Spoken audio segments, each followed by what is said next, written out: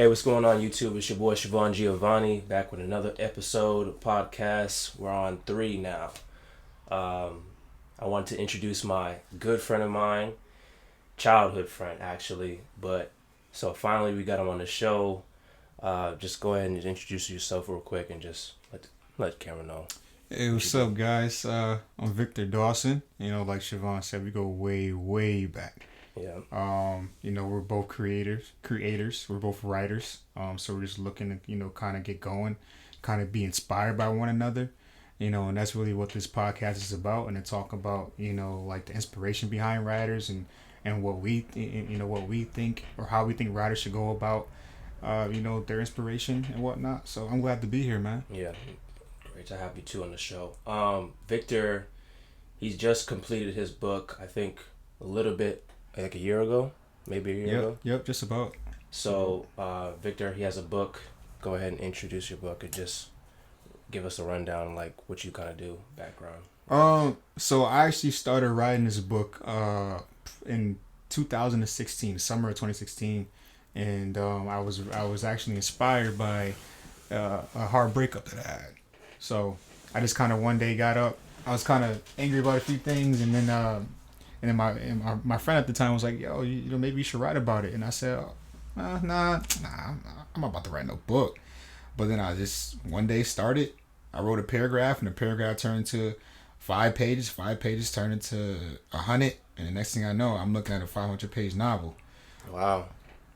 So it Yeah. kind of just went by. The book is called "Take Away From Me," and like I said, I finished it about a year ago. I finished the editing process, so that's done. I'm just looking for an agent to represent me. Yeah. We can get things going. And Victor right here, he's like, I want people to know like a little bit about his background too, cause me, I'm 26. Victor, he's 26 years old. Sure.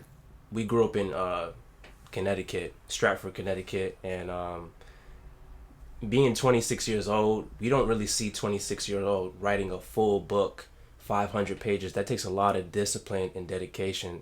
Everybody knows that, but like Sure. to actually complete a book and say that you have a novel of 500 pages, that's like inspiring to me. And I look towards him as an inspiration because I know that I could be pushing myself more in creative aspects, like just to realistically like create characters, create like recreate events of my life too. Like so I try to like have conversations with him on a daily because I just feel like that is just something that most people don't really achieve in a lifetime. So Absolutely. one of the things that I really want to like figure out is like where did that inspiration really come from to like really sit down every single day just to say that like I need to finish this book, like because like I saw obviously like most people start books and they don't finish them. Mm-hmm. Well, like for me, it was more of a like I was just so inspired. Yeah. It was at a point where I couldn't like I would write. I think I wrote for that first summer, probably like 8 hours a day. I was going. I couldn't stop. Like I was like in my own head. It was. I never looked at it as like it's something I gotta finish. It Yeah. was never like like an assignment that I looked at. It was just something that I love to do, and like it turned into a craving. Like Okay. I craved to finish it, and I wanted to relate with people because everyone, especially our generation, we go through these weird kind of breakups, especially we have social media involved, Yeah. and like, so I wanted to make something that can connect with our generation, and like part of that was what was like pushing me to finish. I just want to give something or the people something real, something fresh, something raw, and even vulgar, you Okay. know. Um, Yeah, like talk about your book a little bit. Like what is there like a main character that it centers on, or is it like it kind of starts with one character and it says like different perspectives, like where can we what can we expect after like reading the first few chapters of your book? So it's really based around two characters. It's a romance novel, urban romance. And it's really centered around the idea of actually it's based in college. It's a kid in college. And he's searching for this idea of love. and he's searching for it because it's something that he never received from his father. Okay. Him and his father have a toxic relationship. Yeah. And so it's left him kind of feeling abandoned, and searching for something. And so he finds this woman named Cassidy. Okay. The main character's name is Jerome. And he finds this woman named Cassidy, and she shows him along the way what a version of love is or can be. And during that time, it will test just how alike he is to his father. You know, is this love going to help him grow, or is it going to destroy him? Wow. Can he become the person that he despised his whole life? Right. You know, and that's kind of one thing that we kind of struggle with. Like, a lot of us can end up turning into the person that we most hated without even thinking about it. No, for sure. So that's what the story really is based on real life situation, real life problems, things that, like I said, not just our generation, but anyone can relate to. You know, it's about generational, about generational not curses, but generational change, like things that go on that we really don't, or we feel like we don't have much control over, because like it just happens. You know what I mean? So like, and you know, one day we turn around and we may end up becoming the person that we never thought we'd become, because life kind of takes a hold on us. So that's really what this book is about. So so I'm gonna challenge you a little bit. So,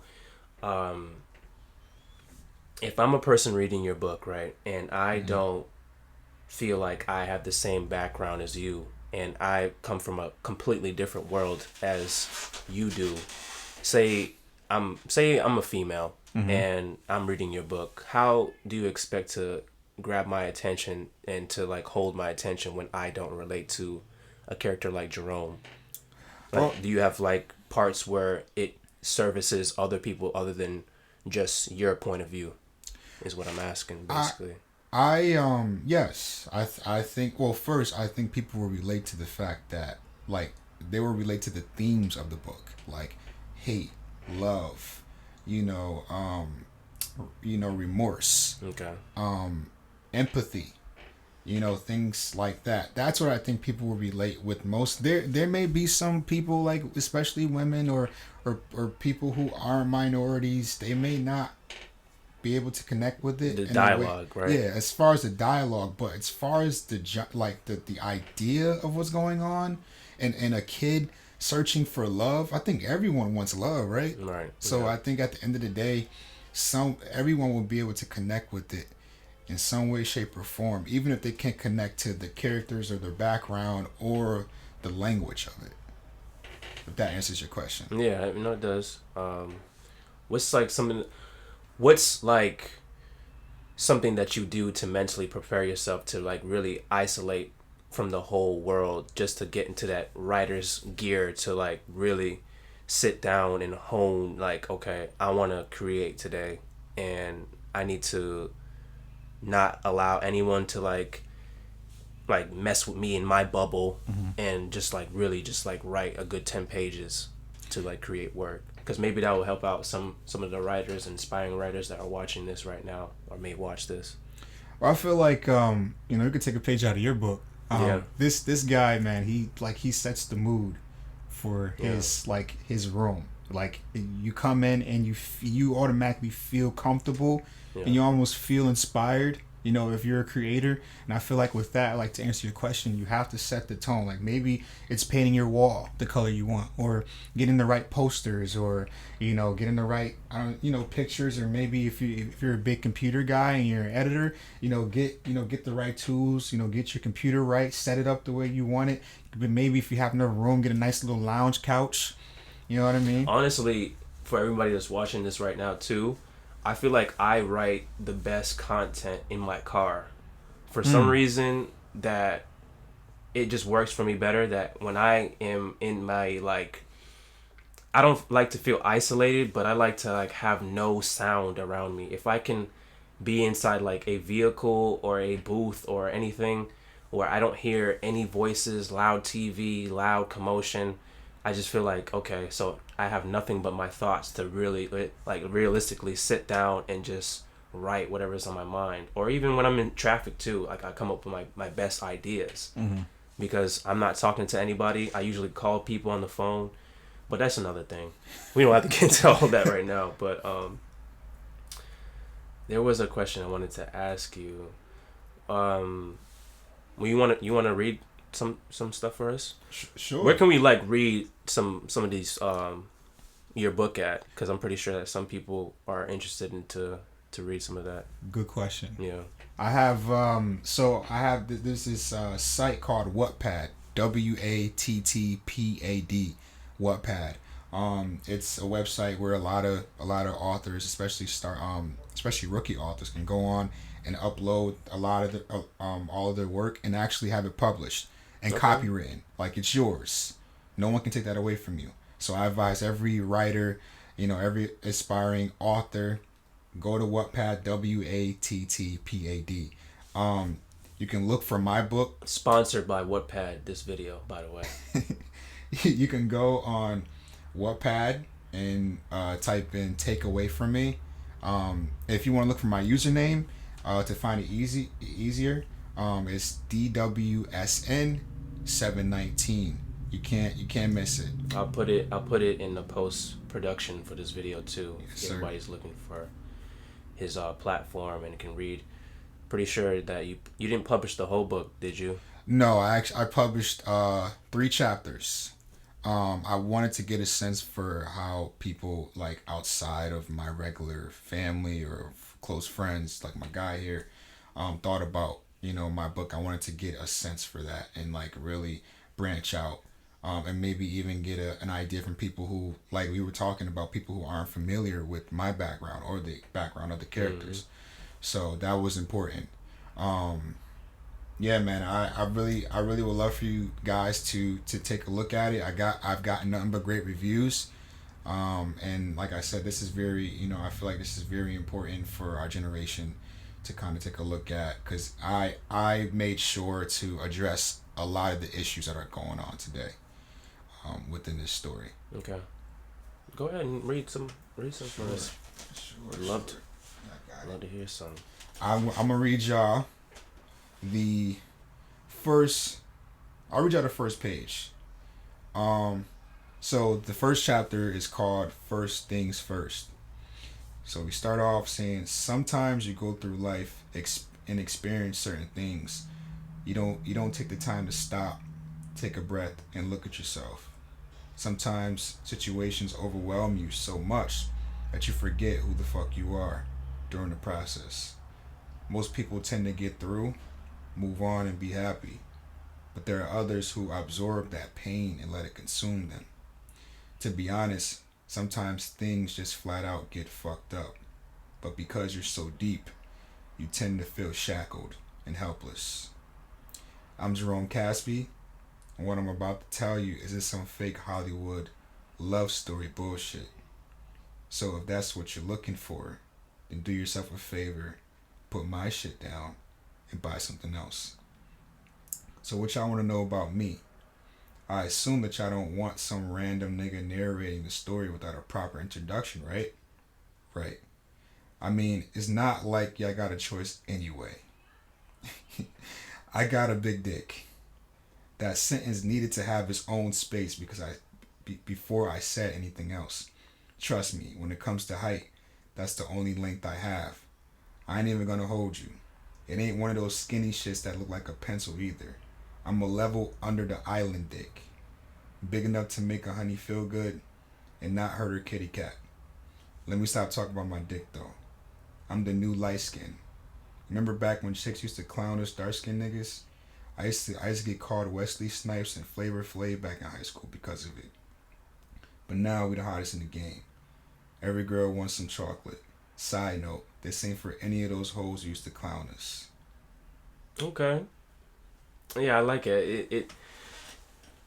It's not gonna be for everyone. That's the impression I got from reading the first 3 chapters. And this is like something that authors do. So I want to like really bring people back in and they may have reacted for you reading that, and I want you to really pay attention to like the artistry that he created. Like he created an atmosphere behind a character.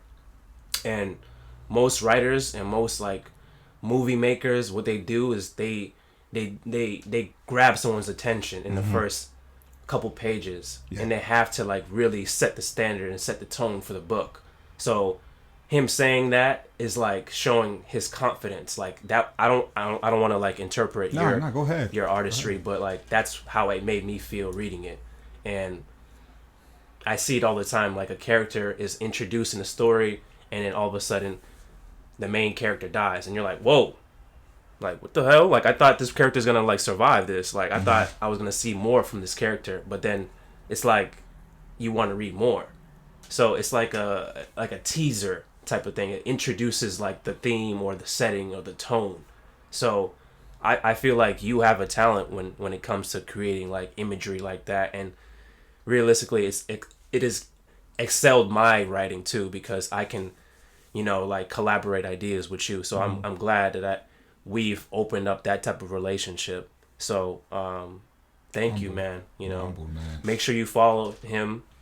The book is called, once again, Take Away From Me. Take Away From Me, and you can follow him on Whatpad, and your username is again DWSN719. Okay. Well, all right. So we're gonna end this video because we're right around that 16-minute mark. It was a pleasure having you, man. I hope we can see more from you. I hope we can actually act out certain characters on the mic. So if anyone is interested in playing a female role, we need a female part to get that. So go ahead and shoot me a DM, follow me on Instagram, and, you know, collaborate ideas with me and Victor too. Absolutely. So thank you again coming on my show. It's a pleasure. I'm humbled. All right, man. Label me later. We're out.